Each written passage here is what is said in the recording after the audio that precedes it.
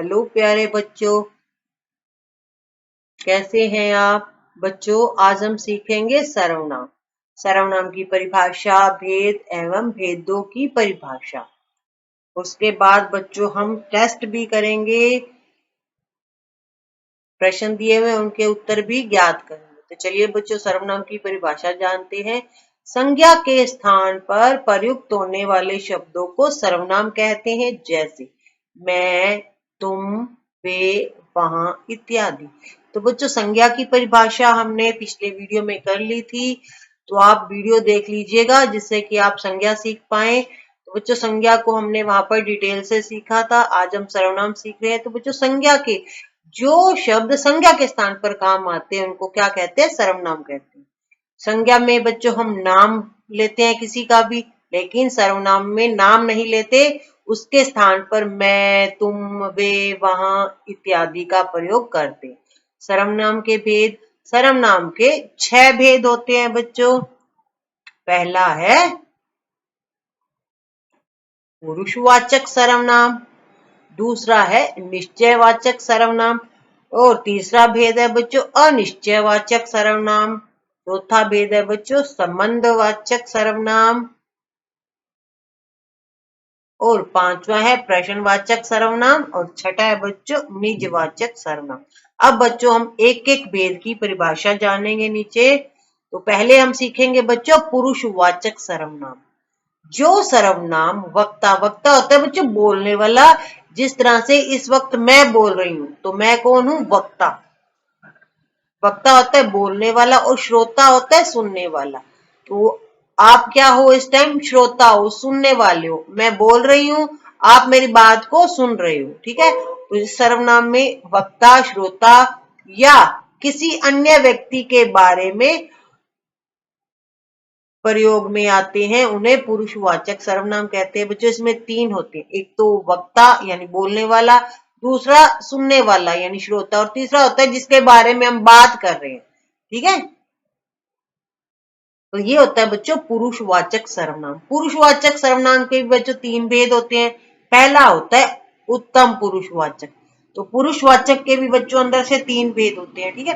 पहला होता है उत्तम पुरुषवाचक। उत्तम पुरुषवाचक क्या होता है, जो सर्वनाम वक्ता द्वारा अपने लिए प्रयुक्त होता है वह उत्तम पुरुषवाचक सर्वनाम कहलाता है। वक्ता होता है बच्चों, ऊपर भी बताया था, बोलने वाला। उत्तम पुरुष में क्या होता है बच्चों, बोलने वाला आता है, ठीक है। उत्तम पुरुषवाचक में बोलने वाला यानी वक्ता अपने लिए शब्दों का प्रयोग करता है, जैसे मैं, मेरा, मुझको, हम, हमारा, हमको। तो इस वक्त बच्चों उत्तम पुरुष कौन है, उत्तम पुरुष आपकी मैं जो बोल रही है, ठीक है।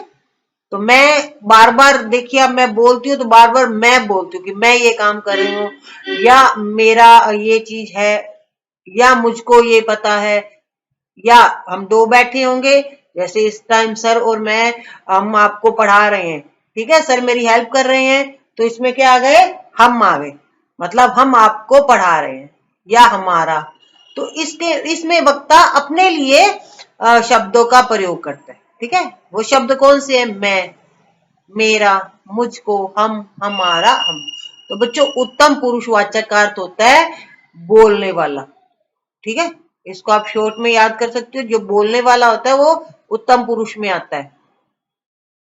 और अब आ गया बच्चों मध्यम पुरुषवाचक सर्वनाम। मध्यम पुरुषवाचक सर्वनाम में वो होता है जो सुनने वाला होता है, यानी मैं बोल रही हूं, आप सुन रहे हो, तो आप क्या हो गए, मध्यम पुरुष हो गए। मैं आप लिख देती हूँ, इस टाइम आप क्या कर रहे हो, मेरी बात को सुन रहे हो। मैं आपको पढ़ा रही हूँ, आप मुझे सुन रहे हो, ठीक है। तो मैंने अभी देखो बोला ना मुझे, तो मैं हो गई उत्तम में, और आप मेरी बात को सुन रहे हो तो आप हो गए मध्यम पुरुष में। जो सर्वनाम वक्ता द्वारा सुनने वाले के लिए प्रयुक्त होता है वह मध्यम पुरुषवाचक सर्वनाम कहलाता है। तो आप किस में आ गए, आप मध्यम पुरुषवाचक में आ गए हैं, ठीक है। तो मतलब सुनने वाला, इसमें क्या आएगा, सुनने वाला। नीचे भी लिखा हुआ है, तो मैं आपको शॉर्ट में बता रही हूँ कि मध्यम पुरुष में आएगा सुनने वाला, जैसे तुम। तो मैं आपको बार बार बोल रही हूँ बच्चों, मैं आपको तुम तो नहीं बोलती, मैं आपको आप बोलती हूँ, ठीक है। तो इसके लिए तुम, तू, तुम्हारा, आप, आपका शब्दों का प्रयोग करती हूँ, कि आप मेरी बात सुन रहे हैं, आपको ये काम करना चाहिए। तो चलिए बच्चों, अब मध्यम पुरुष आपको समझ में आ गया कि इसमें सुनने वाला होता है जो सुन रहा है। इसके लिए हम किन शब्दों का प्रयोग करते हैं? तुम, तू, तुम्हारा, आप, आपका। कई लोग बोलते हैं बच्चों तुम, तू, तुम्हारा बोलते हैं, लेकिन मैं तो आप ही बोलूंगी। ठीक है, तो ये हो गया, मध्यम पुरुष भी हो गया। उत्तम पुरुष में बोलने वाला, मध्यम पुरुष में सुनने वाला। अब बच्चों तीसरा भेद है पुरुषवाचक का, अन्य पुरुषवाचक, यानी जिसके विषय में हम बात कर रहे हैं, मतलब किसी दूसरे के बारे में बात करें। वक्ता जिस सर्वनाम का प्रयोग किसी अन्य, अन्य मतलब दूसरे के लिए करता है, वह अन्य पुरुषवाचक सर्वनाम कहलाता है। जैसे मैं आपसे बात कर रही हूँ, ठीक है, मैं हो गई उत्तम पुरुष, आप हो गए मध्यम पुरुष, सुन रहे हो, और मैं बात कर रही हूँ आपके दोस्त के बारे में कि वह आपका दोस्त है, या वो उसका घर है, वह उसकी किताब है। उसका मतलब वो थोड़ा हमसे दूर खड़ा है। कुल मिला के आप ये सुन लो। अन्य में हो गया कोई तीसरा आता है। उत्तम में एक तो मैं हो गई, मध्यम में आप हो गए, अन्य में तीसरा आएगा, मतलब तीसरे जिसके बारे में हम बात कर रहे हैं। यह उसकी पेंसिल है, या वह जा रहा है, वे कौन है, वे बच्चों बहुवचन के लिए आ जाएगा कि वे कौन है। तो इसके लिए प्रयोग होता है बच्चों अन्य पुरुष के लिए वह, वे, उनका, उसका, उसकी, यह, ये, इसका, इसके। ठीक है, तो यह भी हो सकता है, हम हो सकता है वो हमारे पास में भी खड़ा हो, लेकिन वो तीसरा आदमी होगा। चलिए, ये तीन हो गए पुरुषवाचक के भेद। तो आपको ये अच्छी तरह से ध्यान रखना है, याद भी रखना है। अब हम करेंगे बच्चों, ये हो गया हमारा पहला हो गया पुरुषवाचक। अब हम करेंगे दूसरा भेद है बच्चों निश्चयवाचक सर्वनाम। निश्चयवाचक में क्या होगा बच्चों, हमें वस्तु का पता होगा कि निश्चित कोई वस्तु है। जिन सर्वनाम शब्दों से किसी निश्चित वस्तु का बोध होता है, जब हमें पता ही हो कि हाँ ये चीज है ही है, मतलब हम निश्चित कह सकते हैं कि हाँ ये चीज है, तो वहां पर आएगा निश्चयवाचक सर्वनाम। वे निश्चयवाचक सर्वनाम कहलाते हैं। जैसे यह, ये, इन्होंने, वह, वे, उन्होंने आदि। अगर मैं कहूं कि मुझे पता है कि इस कमरे में कौन बैठा है, मैं निश्चित हूं कि इस कमरे में खुशी भरत बैठे ही बैठे, तो मुझे पता है। तो जब पता होता है ना, तो वहां आ जाता है निश्चयवाचक, कि आपको इस चीज का बिल्कुल पता है कि वहां पर क्या है या क्या काम हो रहा है, तो आ जाएगा निश्चयवाचक सर्वनाम। ये हो गया बच्चों क्लियर। इनके लिए होता है यह, ये, इन्होंने, वह, वे, उन्होंने, इन शब्दों का प्रयोग होता है। अब बच्चों अगला आ जाएगा, तीसरा भेद है बच्चों सर्वनाम का अनिश्चयवाचक सर्वनाम।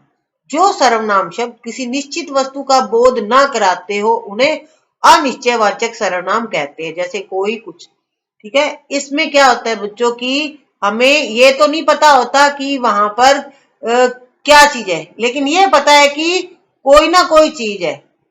अब मेरे साथ वाले कमरे में कोई बैठा है, इतना तो पता है कि वहां कोई ना कोई बैठा है, लेकिन ये नहीं पता कि कौन बैठा है, तो मैं निश्चित नहीं हूं इस चीज के बारे में। जिस तरह से अगर मैंने आपको पहले एग्जांपल दिया था निश्चयवाचक में कि कमरे में मुझे पता है कि खुशी भरत बैठे हैं, तो मैं आराम से किसी को भी बता सकती हूँ कि उस कमरे में खुशी भरत बैठे हैं, तो ये हो गया निश्चयवाचक। लेकिन अब मैं आपको कहूं कि दूसरे कमरे में कोई बैठा है, लेकिन ये नहीं पता कौन बैठा है, तो ये हो जाएगा अनिश्चयवाचक में, हमें निश्चित वस्तु का बोध नहीं होता। या मैं कहूं कि दूध में कुछ गिर गया है, ये तो पता चला कि दूध में कुछ गिरा है, लेकिन क्या गिरा है ये नहीं पता, तो वो हो जाएगा बच्चों कुछ। ठीक है, मतलब अनिश्चयवाचक। कोई जा रहा है, कोई में जा रहा है। अगर आप देख लो कि पापा जा रहे हैं, मम्मी जा रहे हैं, तो फटाफट बोल दोगे कि मम्मी जा रही है, पापा जा रहे हैं, तो हो जाएगा निश्चयवाचक। लेकिन आपको ये नहीं पता कि कौन जा रहा है, तो आप बोलोगे कोई जा रहा है या कोई आ रहा है, तो वो आ जाएगा अनिश्चयवाचक। यानी में हम निश्चित तौर पे नहीं कह सकते कि ये काम है। ठीक है बच्चों, अब चौथा आ जाएगा आपका संबंधवाचक सर्वनाम। संबंध होता है बच्चों रिश्ता, आपको पता ही है ना। तो जो सर्वनाम दो वाक्यों अथवा दो शब्दों को जोड़ते हैं, उन्हें कहते हैं संबंधवाचक सर्वनाम। ये दो वाक्यों को यानी दो लाइनों को जोड़ देते हैं या दो शब्दों को जोड़ देते हैं, वो हो जाता है संबंधवाचक। जैसे जैसा वैसा, जैसा करोगे वैसा भरोगे, जिसकी उसकी आदि। ठीक है, मतलब ये दो लाइनों को, दो वाक्यों को या दो शब्दों को जोड़ता है। जोड़ने वालों को क्या कहते हैं? हमेशा संबंधवाचक सर्वनाम। इसके लिए बच्चों जो उदाहरण है जैसा वैसा जिसकी उसकी, तो बच्चों आप इनको अच्छी तरह ध्यान रखिएगा। नीचे क्वेश्चन दिए रखे हैं वो भी हमें सोल्व करने। 4 हो गए बच्चों भेद। अब 5वां भेद आएगा बच्चों प्रश्नवाचक सर्वनाम। प्रश्नवाचक में क्या होता है बच्चों? ये निशान लगाते हो जिन सर्वनाम शब्दों से प्रश्न का बोध होता है, यानी किसी से हम प्रश्न पूछते हैं या कोई हमसे प्रश्न पूछता है तो उन्हें कहते हैं प्रश्नवाचक सर्वनाम। जैसे क्या, हम बोलते हैं कि आप क्या कर रहे हो, क्या लगा दिया ना, आप क्या कर रहे हो। वह कौन है, तो क्या, कौन, कैसे, कहां, ये सब क्या होते हैं? प्रश्नवाचक सर्वनाम होते हैं। जहां पर भी ये शब्द आ जाए, क्या, कौन, कैसे, कहां, किसका, किसकी, ये हो जाएगा बच्चों प्रश्नवाचक में। तो प्रश्नवाचक सर्वनाम में क्या होता है बच्चों? प्रश्न का बोध होता है। अगला है बच्चों निजवाचक सर्वनाम। निज का अर्थ होता है बच्चों स्वयं का। निज होता है स्वयं का, जो हमारा निजी। जैसे आप कहते हो ना ये कार तो अपनी है, मतलब हमारी अपनी है, ये हो गया निजवाचक। या आप कहते हो ना ये मेरा खुद का बैग है या मेरा अपना बैग है, तो वो होता है निजवाचक, जो हमारा खुद का होता है। वाक्य में जिस सर्वनाम का प्रयोग कर्ता के लिए होता है, कर्ता होता है कार्य करने वाला, ठीक है, तो कर्ता के लिए जिस सर्वनाम का प्रयोग होता है उसे कहते हैं निजवाचक सर्वनाम। जैसे आप, अपना, आदि। तो बच्चों ये भी ध्यान रखना है कि निजवाचक में सर्वनाम का प्रयोग कर्ता के लिए होता है। जैसे इस टाइम मैं कार्य कर रही हूँ, लिख रही हूँ, तो मैं कौन हूँ? कर्ता हूँ, ठीक है। तो ये थे बच्चों 6 भेद सर्वनाम के, जिन्हें हमने डिटेल से जान लिया है, भेदों की परिभाषा भी जान ली है। चलिए बच्चों 3 प्रश्न है, उनका भी अर्थ जान लेते हैं। आप भी समझ जाओगे कि किस तरह से प्रश्नों को सोल्व किया जाता है। प्रश्न पहला है, मैं, वह और तुम शब्द संबंध रखते हैं। मैं, वह, तुम। तो बच्चों आपको ये बताना है कि इसमें कौन सी सर्वनाम आएगी? प्रश्नवाचक आएगी? ये तो बिल्कुल नहीं आएगी, क्योंकि प्रश्नवाचक में बच्चों आएगा कहां, कैसे, क्यों, इन शब्दों का प्रयोग होना चाहिए। लेकिन यहाँ पर क्या आ रहा है? मैं, वह और तुम, ये तो है ही नहीं बच्चों, ठीक है। और निजवाचक में भी नहीं है। निजवाचक में अपना या अपनी आएगा, ठीक है, ये भी नहीं है। अनिश्चयवाचक में भी नहीं है। अनिश्चयवाचक भी नहीं है, क्योंकि अनिश्चयवाचक में तो हमें किसी चीज का बोध ही नहीं होता। इसमें तो कोई, कुछ, ये आएगा। इनके उदाहरण क्या थे? कोई, कुछ, कोई जा रहा है, कुछ दूध में गिर गया है, ये भी नहीं है। अब क्या बचा? तो ये बच्चों है पुरुषवाचक सर्वनाम के, मैं, वह, तुम, ठीक है। मैं मतलब उत्तम पुरुष, तुम मतलब मध्यम पुरुष और वह मतलब अन्य पुरुष।